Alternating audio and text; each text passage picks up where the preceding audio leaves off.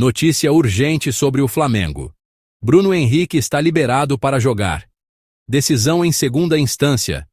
Tribunal Desportivo. Absolvido da suspensão. Multa de 100 mil reais. Disponível para a reta final do Campeonato Brasileiro. Disponível para a final da Conmebol Libertadores em 29 de novembro, em Lima, contra o Palmeiras. Um grande reforço para o Flamengo. A votação, 6-3. Apenas multa, sem jogos de suspensão.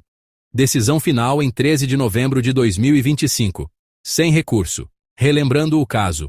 Cartão amarelo em 1º de novembro de 2023. Flamengo X Santos. Mané Garrincha. Acusação. Aviso ao irmão. Apostas suspeitas. Auditores. Sem interferência no resultado. 12 jogos trocados por multa. Observação. Processo civil separado ainda não resolvido. Para o futebol, veredito mantido. Bruno joga.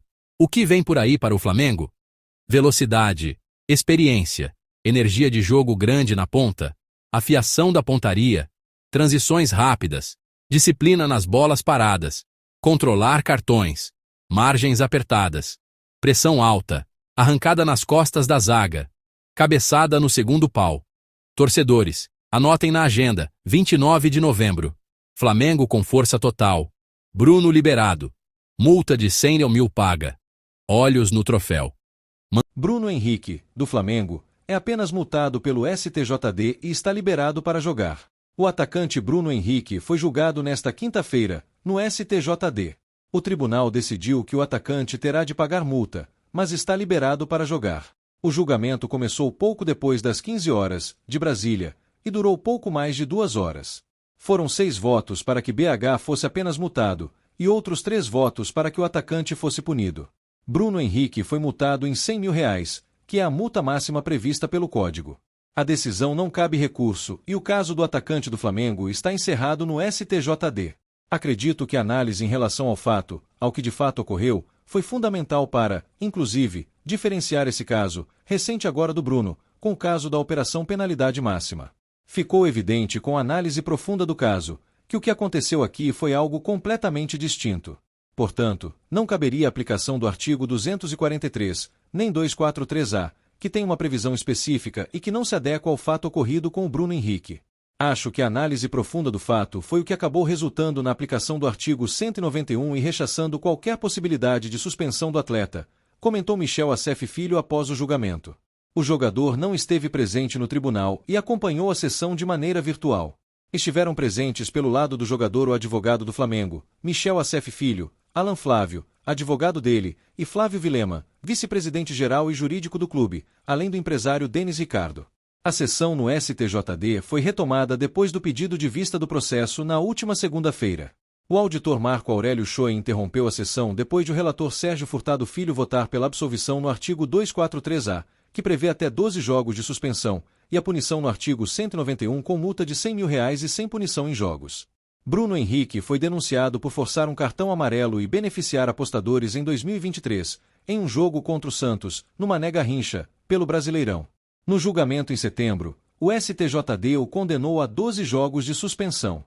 Desde então, o atacante vem atuando sob efeito suspensivo. Na ocasião, o Flamengo entrou com recurso no STJD contra a punição aplicada a Bruno Henrique. Paralelamente, a Procuradoria do STJD entrou com recurso para aumentar a pena do atacante. Logo, no julgamento desta quinta-feira, 4 cenários eram possíveis: absolvição, redução da pena, manutenção da suspensão de 12 jogos e aumento da duração do gancho. Julgamento desta quinta-feira. Nesta quinta-feira, a audiência retomou com o auditor Marco Aurélio Choi iniciando a votação. Ele afirmou que o caso de Bruno Henrique se resume ao compartilhamento de informações sensíveis. O auditor fez um comparativo com os casos da Operação Penalidade Máxima, listando as diferenças entre os dois. Por isso, entendeu que a medida possível é a aplicação de multa de 100 mil reais, seguindo o relator. Já o auditor Maxwell Vieira votou para manter a decisão da primeira comissão, com exceção de Bruno Henrique. Ele afirmou que a conduta do jogador é diretamente responsável por movimentar o mercado de apostas de forma ilegal, indo além da mera estratégia esportiva para alcançar deliberadamente o meio das apostas. O auditor disse que as mensagens comprovam que o atleta municiou o irmão com informações que permitiram que Vander criasse um sistema de apostas. Por isso, negou o provimento dos recursos da defesa e deu parcial aprovação ao da Procuradoria, votando por condenar o atacante no artigo 243 do CBJD, com multa de R$ 75 mil e suspensão de 270 dias. Luiz Felipe Bulus também fez um paralelo com a Operação Penalidade Máxima. Ele diz que em ambos os casos há apostas em recebimento de cartão amarelo que foi forçado e manipulado. Bulus pontuou sobre o argumento da defesa e do Flamengo de que não houve prejuízo ao clube. Ele pediu que não se normalize a escolha sobre quando o jogador vai levar o terceiro cartão amarelo, pois é antiético. Além disso, declarou que tudo o que é apostado atualmente está dentro do conceito do artigo 243-A sobre influenciar o resultado da partida. Por isso, votou por manter a condenação no 243-A com punição de 12 partidas. Se lá, na Operação Penalidade Máxima, os advogados tivessem sido tão hábeis e tivessem trazido declarações dos clubes dizendo que eles pediram para levar o cartão amarelo, seja porque era o terceiro ou o segundo, por aí vai. Ao prevalecer essa tese, nenhum dos condenados com penas gravíssimas existiria. Foram condenados pelo 243 por atuar de modo prejudicial à equipe que defende. Abraçando-se essa tese, não se condena nenhum jogador mais pelo 243. Vai bastar que o clube diga que mandou o jogador agir desta forma. Rodrigo Ayashi aderiu ao voto do relator. Ele afirmou que condenar Bruno Henrique seria ferir o que pregam os artigos 243 e 243-A.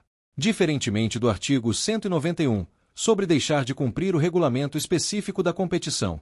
Estou tranquilo quanto ao acerto dessa decisão, que não se curva a qualquer pressão externa, das redes e da indignação das pessoas. A conduta é extremamente grave e antiética, mas penso que temos que tirar desse julgamento um tipo de reflexão moral. Essa situação a qual Bruno Henrique se envolveu deveria passar a quilômetros de distância dele. Não é assunto para jogador de futebol ficar tratando.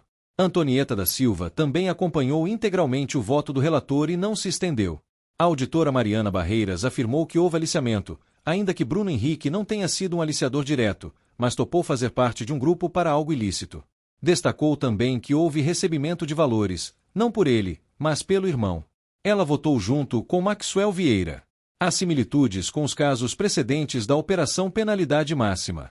Até porque se formos comparar apenas os valores, aqueles valores não fariam o menor sentido na realidade econômica do atleta Bruno Henrique. Mas o que é aliciar se não angariar débitos para uma causa? Se não concordar em fazer parte de um grupo, ele pode não ter sido um aliciador direto, mas topou entrar em um grupo para fazer algo que todos estamos de acordo, é ilícito. Também acho importante entender que houve recebimento de valores. Não por ele diretamente, mas pelo núcleo próximo, como o irmão.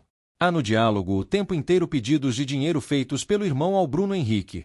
As realidades são distintas, financeiras, de diálogos, mas também houveram valores. Entendo que há mais similitude nos casos do que diferenças. O presidente Luiz Otávio Veríssimo afirmou que a postura do clube determina o afastamento do artigo 243 e 243-A. Ele também disse que não acredita que fira a ética do futebol que seja definida a rodada que o jogador vai levar o cartão amarelo. O que não pode é o atleta individualmente tomar a decisão à revelia do entendimento do clube e comunicar ao mercado, disse. O voto foi por condenação no artigo 191, ou seja, com multa de R$ 100 mil. Como foi a primeira parte do julgamento? O julgamento dos recursos começou na segunda-feira. Primeiramente, foi apreciado o pedido da defesa de Bruno Henrique pela prescrição do processo e, consequentemente, o arquivamento definitivo. A defesa perdeu por unanimidade, 9-0. A prescrição da pretensão punitiva se refere à perda do direito da Procuradoria de denunciar uma infração disciplinar desportiva pela falta de movimentação no decorrer de um lapso temporal após a prática do ato infracional. No caso do atacante do Flamengo, a acusação teria 60 dias para apresentar a denúncia depois da abertura do inquérito.